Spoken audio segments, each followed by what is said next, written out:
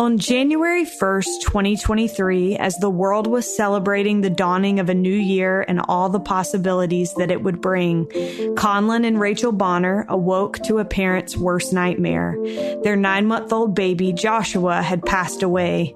In the months since Joshua's passing, the Bonners have shared their witness again and again that this life is not the end and that they know they will see their Joshua again. Conlon Bonner is a member of the performing group, the Bonner family, who have traveled nationally and internationally, sharing their message of faith and Christ-like love. He worked as a seminary teacher for 6 years and is now a diversity, equity, and inclusion consultant for various municipalities, school districts, and corporations in Utah. Rachel Bonner grew up in Texas and Brazil, the 7th of 9 children. She has worked as a music teacher, real estate investor, Portuguese immersion teacher, and senior MTC tutor. She is a proud mother of 6 children and loves to play games, bake, make crafts, and serve.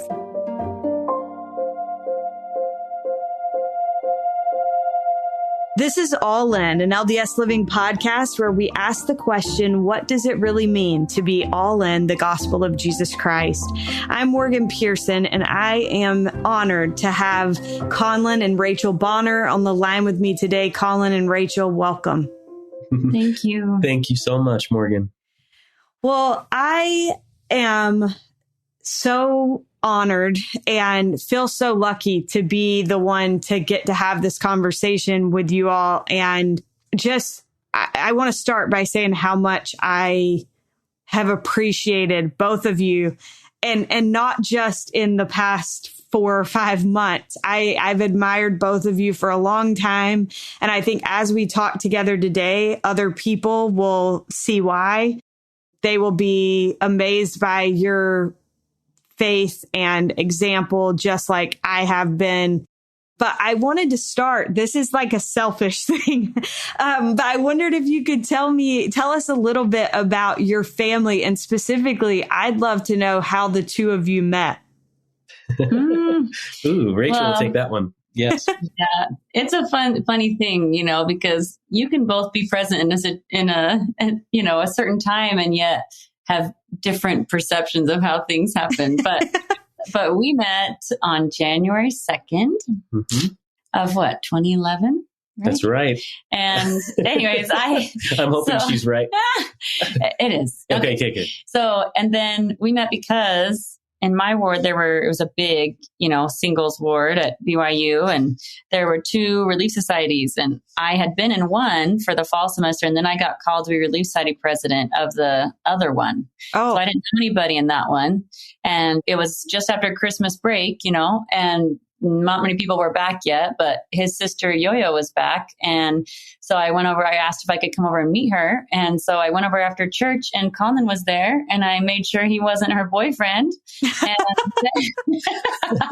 And then I thought I did a really good job of, talking and getting to know Yo-Yo, and also Conlon, and a little flirting, but and then, but she ended up talking to me more than she talked to Yo-Yo. Well, that's what Yo-Yo's perception was. But then afterwards, I added them both on Facebook to not be creepy, both of them. And then I thought he would get the hint that then he would start talking to me, but he didn't. So I waited patiently for a week, and then I took matters into my own hands, and I reached out to him, and they were both in the play Hairspray at the Orem Hill Theater at the time. So I asked him how rehearsals were going, and he said, they're great. He said, have you seen the movie? And I said, yeah, I have it. We should watch it sometime. And then he got the hint. He's like, oh, so then he sent me a message and said, hey, let's go out to get frozen yogurt or dinner sometime. Here's my number. Give me a call. And I'm like, are you kidding me? Okay. Okay. That's enough. Too many details. But anyways, that's how we met. Yes. It was his sister Yo-Yo and trying to magnify callings and Facebook. That's our story. And it was actually a quick story. It's right. So met in January, got engaged in less than 2 months. And then 2 months later after that, we get married. And so from January to May was our whole meet and married story. So, yeah. And now almost 12 years later, 6 kids. Yeah. Life is is wonderful. We've been through so much, which is fascinating and experienced so much joy and so much interesting trials, and so, but we're so grateful that we have each other, and we're grateful that we basically got to know each other well enough to get a sense of the faith that I saw that Rachel had. She had so much faith, and she showed it, and her, just the history of her life and her family. It was just a clear winner. I'm like, okay, I need to make sure I'm qualified for her. So that was a cool experience for us. Yeah. Well, I'll start by saying, Rachel, that description brings back some dating memories that I don't know if you feel this way. I'm like, you could not pay me to go back to that experience. I'm like, what is he thinking? What is happening here? But I also want to say, okay, I have this clear memory in my mind of General Conference last October. My husband and I were pulling up to turn onto North Temple.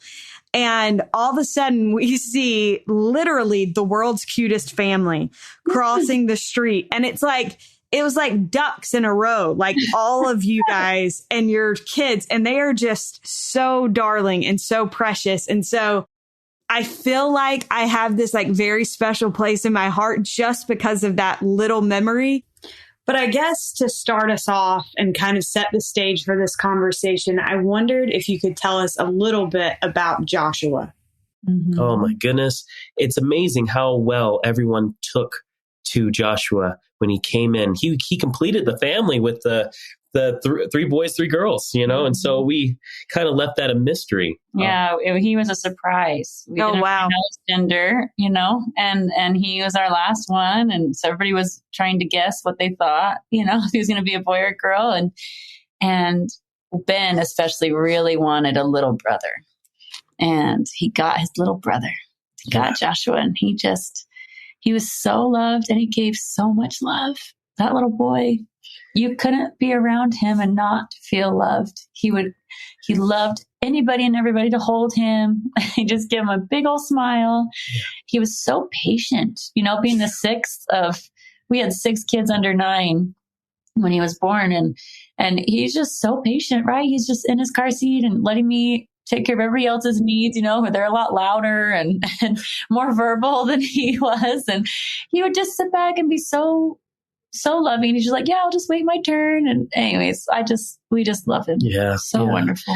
He always had such joy in his eyes. And we would constantly say, this is a good baby, like, wow. Like this one. They all were good babies. They really were. We had all good babies, but he was like, I don't know, maybe just like add a little bit of heaven. Yeah. Yep. And it was, we said that constantly, like, what a good baby, Yeah. And so we felt such love from him, but we also felt like it was a gift. He was a gift. Mm-hmm. So blessed to be his parents. Mm-hmm. For sure. Well, I want to talk about Joshua, and I want to talk about your experience. As I was preparing for this, I watched the video that you all did for Shauna Edwards with the music video, Conlon, that you were in.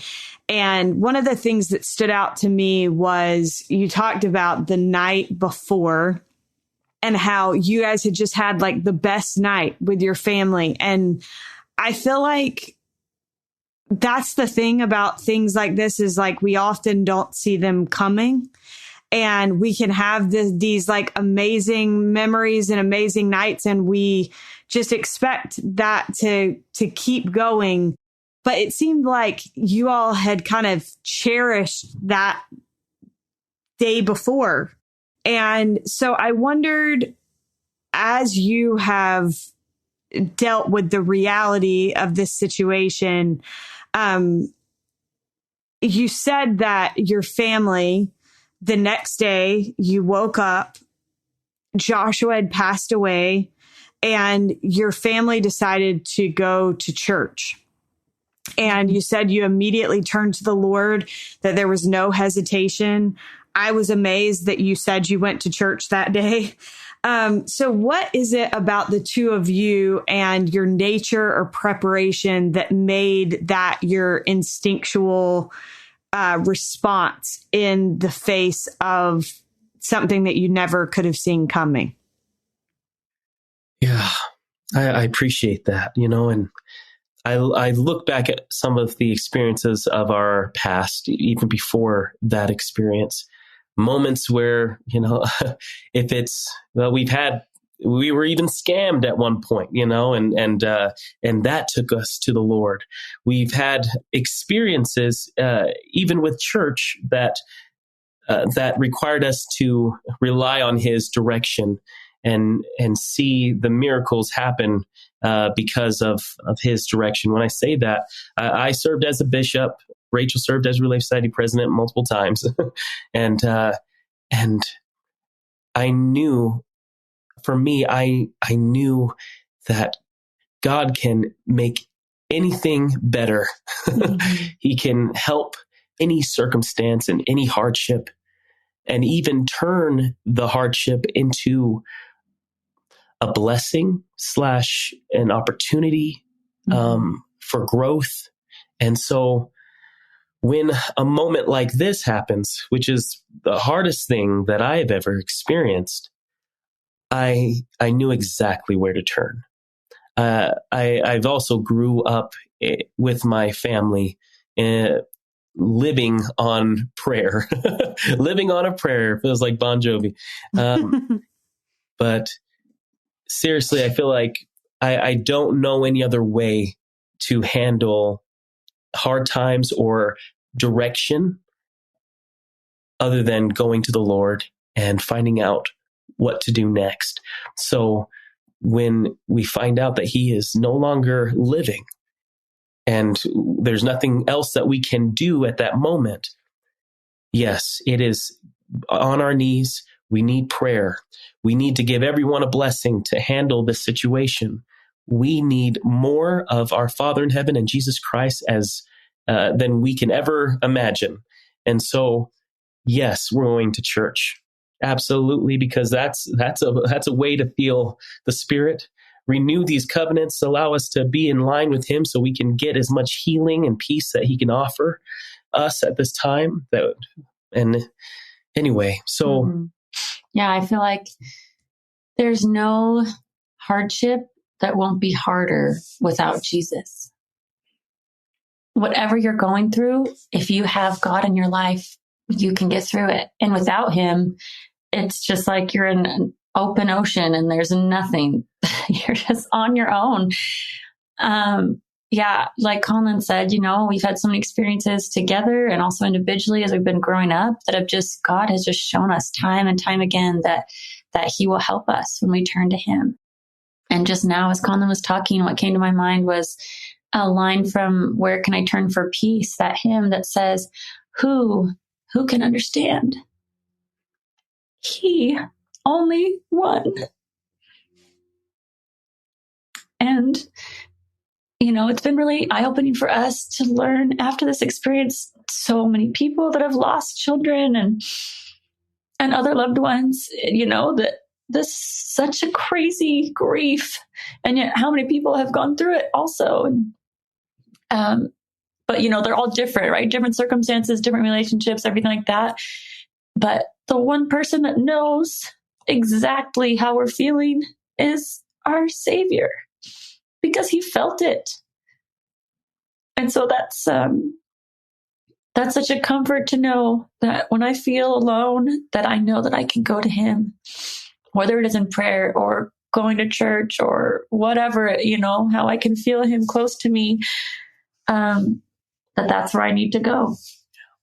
And the Lord has been so good to us. He has been so good with every child that we have been given, with opportunities in life, with our relationships and our just the many blessings that we can just count, we just know how good the Lord is. Mm-hmm. And so there's no blaming him. There's no doubting him in any way. Mm-hmm. It's okay, Lord, if this is what's happening, what do we do? How do we handle it from here? Mm-hmm.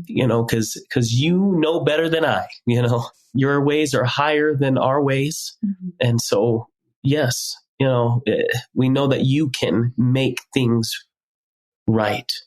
And so how do we get through this? What's the next step? And it's interesting because you never know how you're going to react with a situation like this. I had no idea. I could wish for strength and everything, but I'm like, I don't know what that experience would be like until we went through it. And then all of a sudden it's like, okay, here we go. This is where faith comes in. And mm-hmm. I'm going to show the Lord where I'm at. And I am so proud of Rachel. I'm proud of my children. I'm proud that the Lord has strengthened us and got us through it mm-hmm. to where we're not paralyzed by this experience. We are seeing what the Lord would have us do. And can't thank you enough, Morgan, for allowing us to even be here to share this experience, to allow such good to come from it, hopefully, that people will see that, hey, death really isn't the end. The eternal perspective is so needed. And that's exactly what we are living on, this eternal perspective that is allowing us to move forward and to continue to do his work and knowing that we will see our little one again. Mm-hmm. Yeah. It is so interesting because, in our little finite understanding, right? Death really is a sad thing. It's sad because we miss the person, and even if we know about the plan of salvation and we know we'll see them again, it's hard to be without them for who knows how long, we're going to be without them. But anyways, I'd read this book after Joshua passed away called The Message. And it was one brother's experience of, a near-death experience. And one part just really struck me of how excited everybody was that's already passed on when someone else was coming. And it was a celebration. It's exciting. It's like, wow, you graduated, you're going on to the next step, in your eternal progression. And so that was really helpful to me to kind of almost flip my perspective on its head and see death really how it, that it's not a sad thing. It's wow, Joshua did it. He did what he needed to do, and now he's moving on. And that's awesome. That's so great. Doesn't change the missing him, of course, but heaven has never looked so sweet. I cannot wait to get there. Mm-hmm. I want to make sure I'm living right so that I can get there, so that our whole family can get there. He is a motivation. He is almost like a guiding light to hold on tight to our covenants, to our knowledge of what is right, to do our very best and to help others along the way. Mm-hmm. Because, I got to get in. I'll be at the pleading bar and I'll be saying, Lord, please forgive me. And I'll be trying to repent along the way. But I cannot wait to embrace our little one. It will be an epic reunion, I believe. Mm-hmm. Well, as I was listening to you both talk, it reminded me of a couple of things that I have loved over the years. When I was a missionary, I became familiar a little bit due to some kind of conference talk with C.S. Lewis and his story about his wife passing away. And he has a book called A Grief Observed. And in that, Conlon, when you were talking about, you imagine the way that you'll handle a situation like this, how you'll respond, but you never really know. And C.S. Lewis in that A Grief Observed said, You never know how much you really believe anything until its truth or falsehood becomes a matter of life and death to you. It is easy to say you believe a rope to be strong and sound as long as you are merely using it to cord a box. But suppose you had to hang by that rope over a precipice, wouldn't you then first discover how much you really trusted it? And I think that's, we just don't know until we're in a situation where we're relying on our faith in a way that we've never relied on it before. And I think that's one of the reasons that I admire the two of you is your faith stood ready for this experience. And I'm sure you don't feel that way, but that has been my impression. And then the other thing that it reminded me of when you all were talking about your reunion and also about, the message, Rachel, when you were saying, the loved ones that have gone before us are waiting to welcome us home. And you all have probably heard the poem where Henry Van Dyke writes about standing on a seashore and seeing a ship go off until you can't see the ship anymore. And obviously it's still there, but it's gone from our sight. And then it refers to the ship as a she, but says, just at the moment when someone at my side says, there, she is gone, there are other eyes watching her coming and other voices ready to take up the glad shout, here she comes, and that is dying. And I just think that's a beautiful thought. The idea that just as much as we are heartbroken, there are other people that have been waiting for that moment to welcome someone that they love home. I wondered for you all, as you've dealt with this experience with grief and you have older children who all love this baby so much, how have your kids dealt with grief and what have you learned about helping children deal with grief? Well, I think we're still learning. And I feel like we probably won't know until they're all grown up and then they'll tell us how we messed up. But we're doing the best that we know how and relying on the Spirit to help direct us. But so many people have given us different books and about grief and about, how Jesus allows us to see our loved ones again and different things. And so those have been great that we've read with them. But it's just interesting, there's a wide range of ages, right? From 2 is our youngest one now that's right above Joshua and then all the way up to 10. So there's lots of varying degrees of understanding, and, For sure. And they're all unique. Each child is unique. And so they all process things differently and react in different ways. And so, and even at different times, right? Like they can change. And so, and same with us as we're processing grief. And so I think the biggest thing has just been to be patient and loving, just whether it's anger or whether it's crying, go cry with them, just hold them, just so that they know that they're not alone. Like it's okay to miss him. It's okay to cry. It's okay to feel whatever you're feeling, but we continue to go back to our Savior and to the promise of what is to come.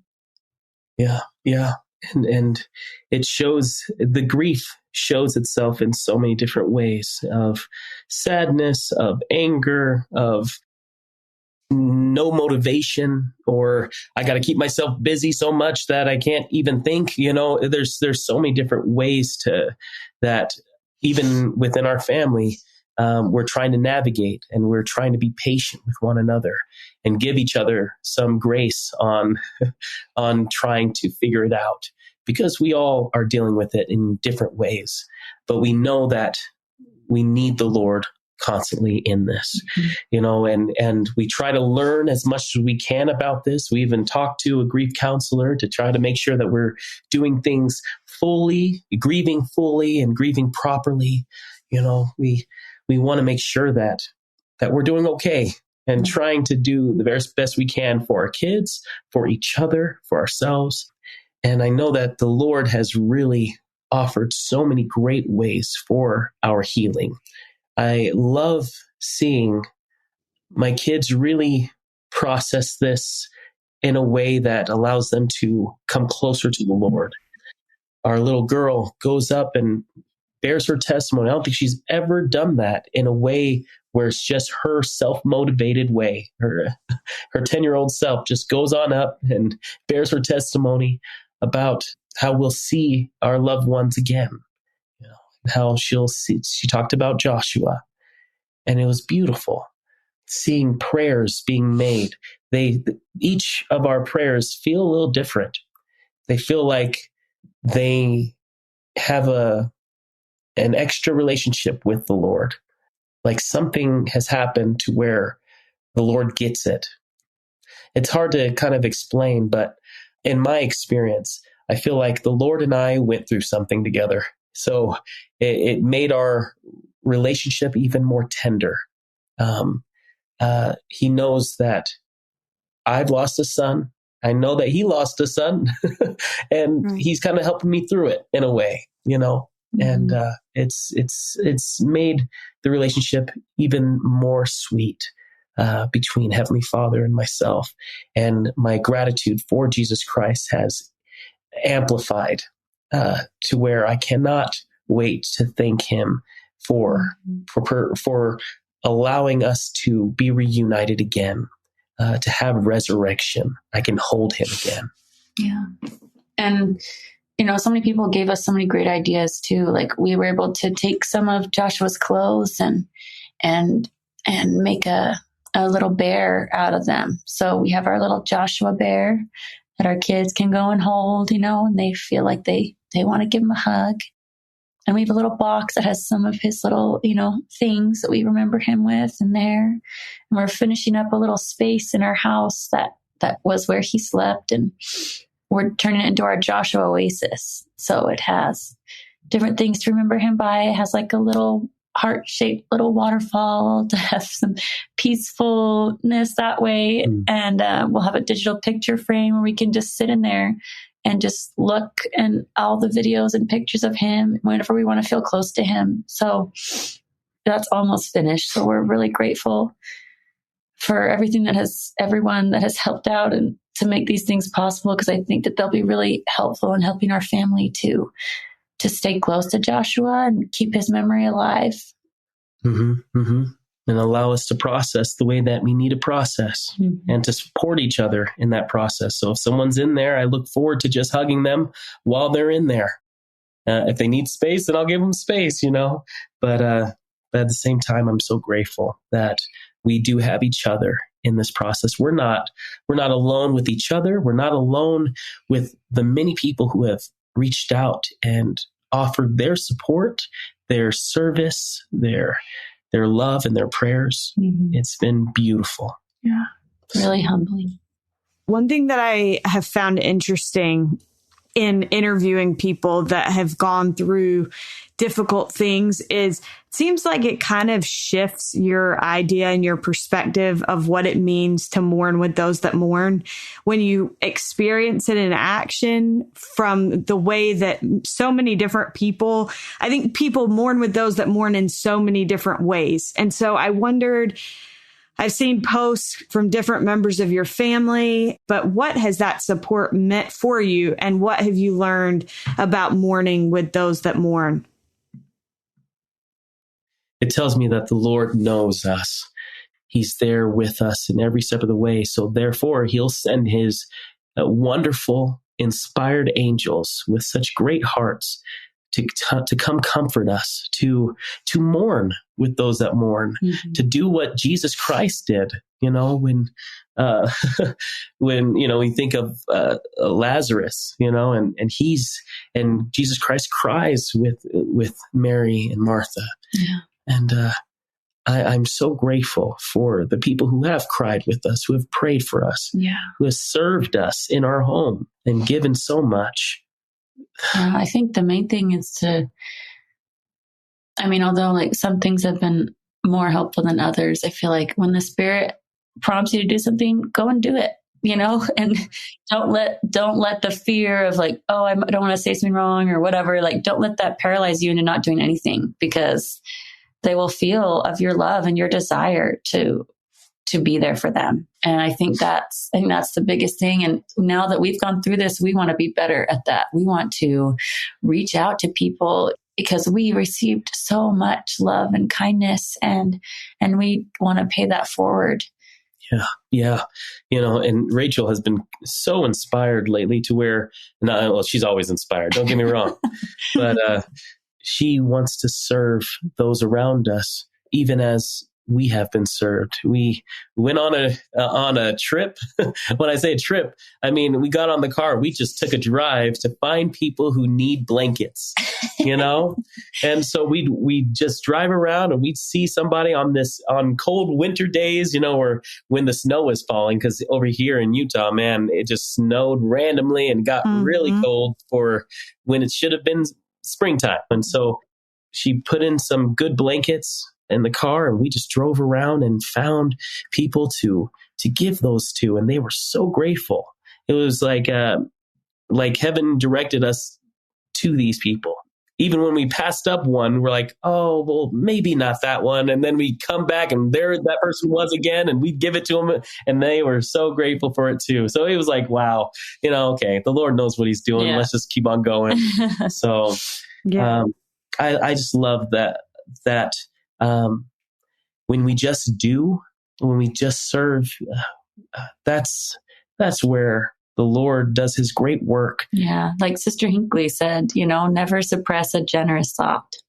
And yeah, we've had people that we don't even know, people that we've never met in this life, come over, send us things, whatever, just so much charity. And it's been really beautiful, and our hearts have been really full from that.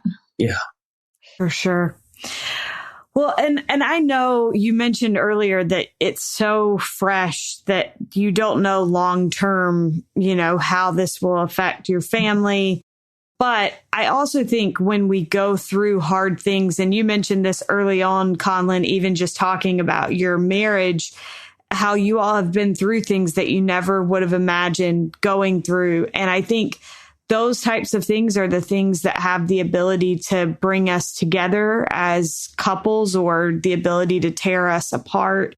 I wondered, how has this strengthened kind of your respect for one another, and how has navigating this grief strengthened your marriage? Yeah, well, Conlon has been amazing. Just from the get-go, like immediately after we realized that Joshua had passed on, his first thought was, Rachel, would you like a blessing? And he's been so patient with me, because it's like ups and downs all the time, and just without warning, just never know when they're going to hit. But he's been so patient, and trying to pick up the slack, when I'm having a hard time, and being patient with me when I'm grouchy for no apparent reason. And he's so amazing. I'm so grateful to have him. I can't imagine going through this without him. My mom, she always would say when she was growing up that she wanted to marry somebody who loved the Lord as much as she did. And so I made that kind of my goal too. And I found him. That's all I needed to know when we met. I knew that he loved the Lord, and that he was going to put him first. And we've had such a blessed life, such a blessed marriage. And, yeah, it really is amazing. I love seeing him as a father. I love seeing he is incredible. I don't have a lot of really good words to express it, but he is amazing. And he's the best companion that I could have. Oh my gosh. Well, Rachel is the best. If anything, I'm trying to make up for lost time, because my gosh, it hurts to see her hurting, because it's hard. This is not fun. No. It really isn't. And dealing with it is so tricky. I want to do something, and she's like, no, I don't need to do that, or she wants to do something. I'm like, no, I don't feel like I need to do that. So but we want to support each other, in everything. And so we're trying to navigate this, but at the same time, man, Rachel has been so inspiring with all of the different things that she's teaching our children from this experience. I am so grateful to jump in on what she's saying. I'm like, yeah, and this is something else to consider, as she is just leading. She has been so leading our family in teaching us about the eternal perspective, that the Lord's light is still shining even on a cloudy day, to where we can find his light in a jumble of mess. She has just been sharing these types of things on Facebook and finding different songs and different things that have been really teaching our family about how God works and how he is continuing to guide us. And so I am so inspired by Rachel, and I want to be a support and help to her to go through this process, because she's not alone in it. So I'll be that shoulder to cry on. I'll be that support as much as I can. And it's amazing because I've never, man, this is weird because I don't cry very much.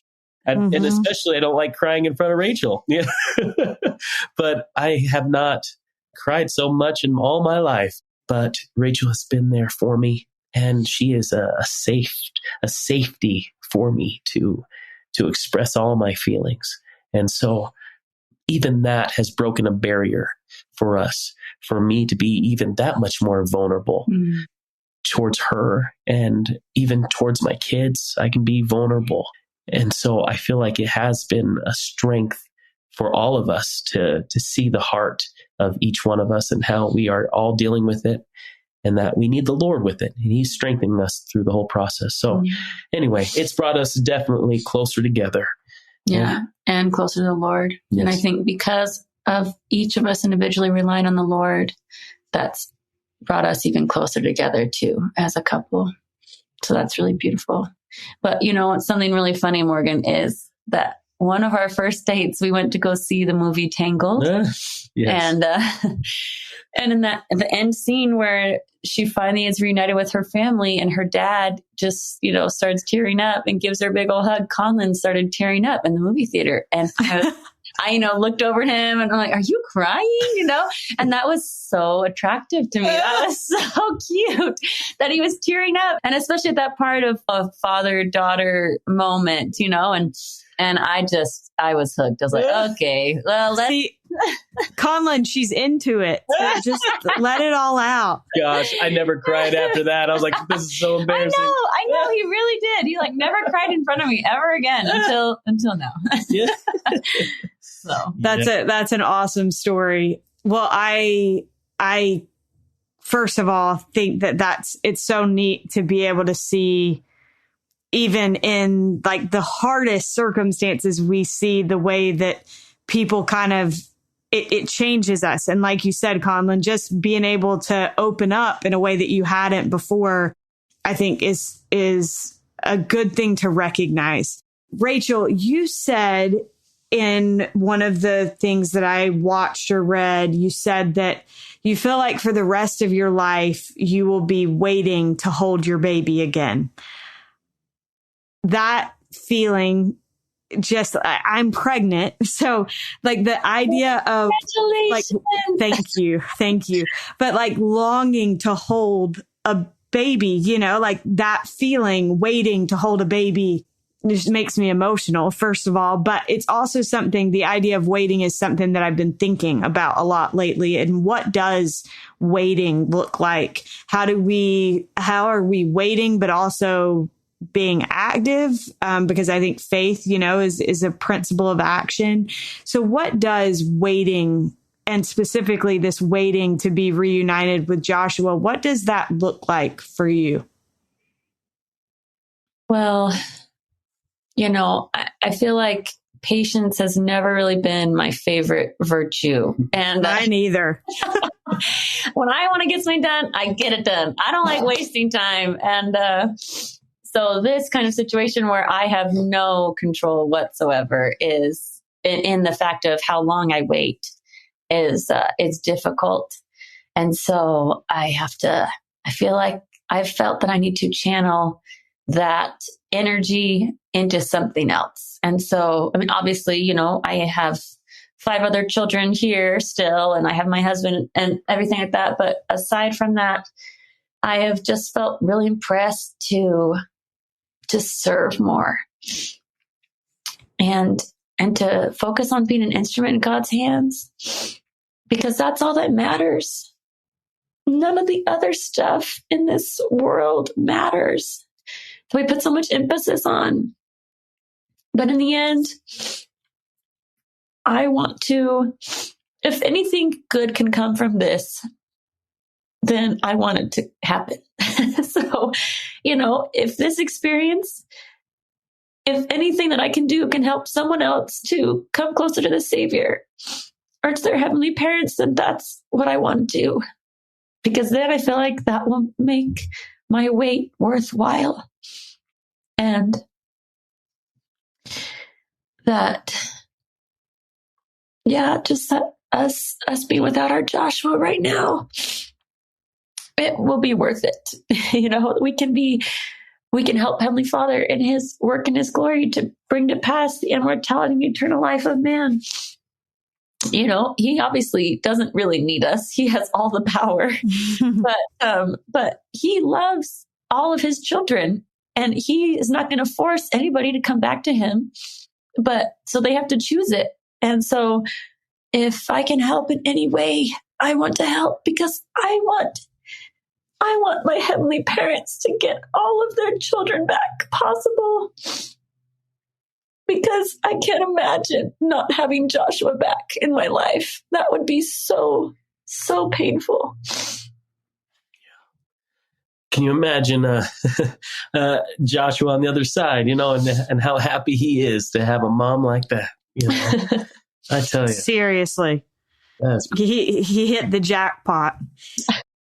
A few years ago, Conlon, you were in a play called 1820, and I was lucky enough to get to go see it. And I'll tell you, my husband and I, we still love listening to the soundtrack, but it tells the story of the restoration of the gospel. And there was a song when Joseph Smith received the revelation that little children didn't have the need to be baptized before the age of 8. And Joseph and Emma Smith had lost multiple children. And the song is so full of joy because this is a dad who wants to be reunited with his kids and who knows what it feels like to long to see their child again. I wondered that you all created a little slideshow. Somebody created a slideshow and did such a good job with pictures of Joshua set to that song. And I wondered, how have you drawn upon the faith of those that have come before us, like Joseph and Emma Smith, and also the comforting doctrines of the gospel in a way that maybe you hadn't previously throughout this experience? Oh man, if I could go back and sing that song again and dance it like I did with 1820, oh, that would be such joy. Because the doctrine in that children are alive in Christ. They are not lost forever. Heaven has called them home. And they repeat that over and over. They are not lost forever. Heaven has called them home.